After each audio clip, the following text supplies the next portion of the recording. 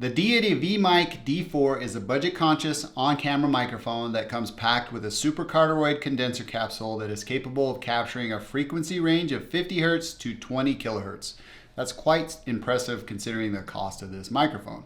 It uses a single AAA battery that lasts roughly 50 hours. The nice thing about the D4 is that it switches on and off when you turn your camera on and off, so you don't have to worry about forgetting to turn your mic off when you're done filming or forget to turn it on when you start filming. Most mics offer this nowadays as it is a nice battery saving feature, and I think it's quite, it's kind of a minimum threshold for a requirement on an on-camera type microphone like this, for me anyway, and it should be for you as well. Deity is well known for building great stuff that doesn't cost a lot of money, and they've been doing it for a long time.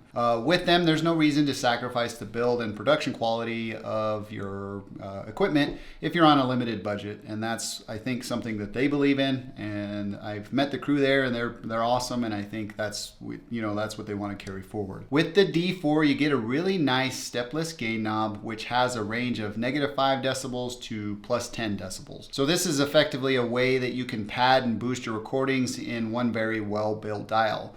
One thing that you may notice with the D4 is that it doesn't have a low-cut filter, which could be or could prove problematic for some of you. For me, this $100 microphone delivers, and not having a low-cut filter isn't a deal breaker in my opinion.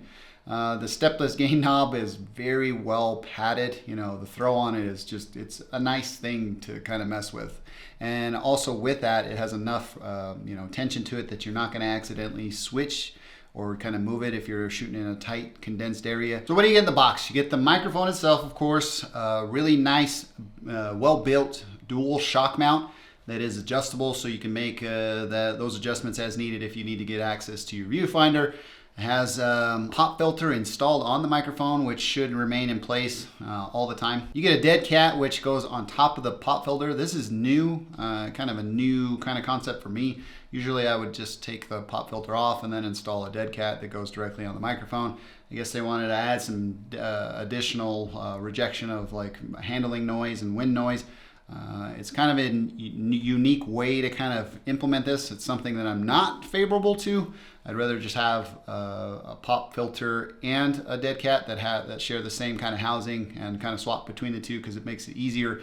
It is difficult to get the dead cat on the pop filter, so just know that going in. You get a USB to USB Type-C cable, which allows you to connect it to your camera and use this microphone on your computer and kind of record voiceover if you were using it for that reason, or if you were doing something like a stream or something like that, or like Zoom. You can use this mic in that kind of capacity as well. You get two USB Type-C to TRRS. One is Sony compatible. There's no designator on the cables, which is, I looked around and I couldn't find anything. I'm looking at the cable now. There's a little bit of difference on one of them that says up on the USB end. I couldn't figure out the two, so I kind of played around. It looks like the one doesn't have the arrow on the USB end is the one that is compatible with Sony cameras, as I kind of tinkered around and figured it out over time. The one that is just regular looking goes for the Sony camera. I don't know why they did that.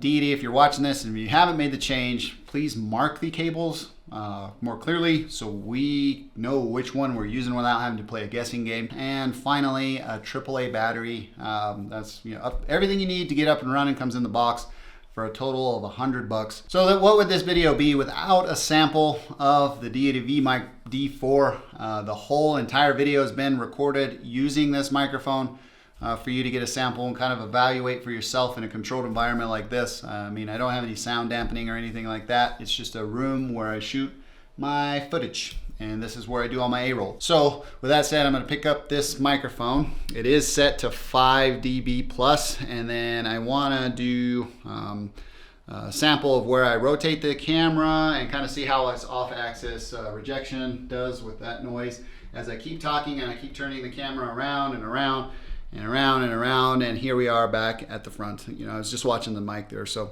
that being said, the off-axis rejection on this microphone is pretty good, and it does a fantastic job if that's what you're trying to do. Everything in front of the camera is getting captured and the sound there is being reflected in your footage. So with that said, this is the microphone perfect for capturing all the noise in front of the camera. The off-axis rejection is really good for a $100 microphone.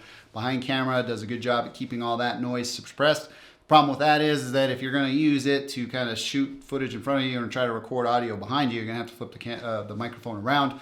That's nothing new to a lot of you out there, and it's something you should expect with this microphone. There's other solutions out there if you want to kind of switch between those, but they're significantly more expensive. For example, the Sony ECM-B10. I recently did a video on that. If you want to check that out, hit the card right there. And feel free to watch that as necessary if you're looking for a much more expensive microphone that handles that type of situation where you want to switch quickly between the types of audio you want to capture. Okay, so here's a sample of some outdoor footage and kind of how this thing handles. There's no wind, so it's kind of hard to give you a sample of that rejection. I opt to not use the dead cat because it's so difficult to put on the pop filter, but it is what it is, and I think the pop filter does a good job as is. So with that said, let's get really intimate here as I'm reaching around to try to grab the stepless gain knob, and I'm going to mess with it a little bit as I go up to plus 10 dB. As you can hear that it does a really good job at steplessly making those adjustments, and I'm going to go down and all the way down to -5 so I can keep talking and see, give you a sample of how that adjusts and how it does a good job at kind of not making jarring changes. Anyways, that does it for me in this outdoor test of the Deity V-Mic D4. So what do you think about this microphone? Leave me a comment down below on what you think the sound quality of this thing is, because I'm interested in what you think on your end. I know what I think. I think it's a great microphone that I would totally use any day of the week. Anyways, I thought I would provide this quick video on the Deity V-Mic D4 because they sent this out to me, and I've been using it for quite a bit of time, and I've kind of put it through its paces, and I think it's a fantastic microphone for $100. If you're interested in pricing and availability, feel free to hit the links in the description. Full disclosure with that, those are my affiliate links, so shopping through that helps support content creation here on this channel without costing you anything in addition to your purchases. As well, before I close, I want to say that Deity did send me this microphone for testing and review. Without them, this video would not be possible, so a huge thank you to them. Well, that about does it for me in this one. If you enjoyed this video, please feel free to give me a thumbs up. If you didn't, you know what to do. Thank you for taking the time to watch. I'm Tomas, and I'll catch you in the next one.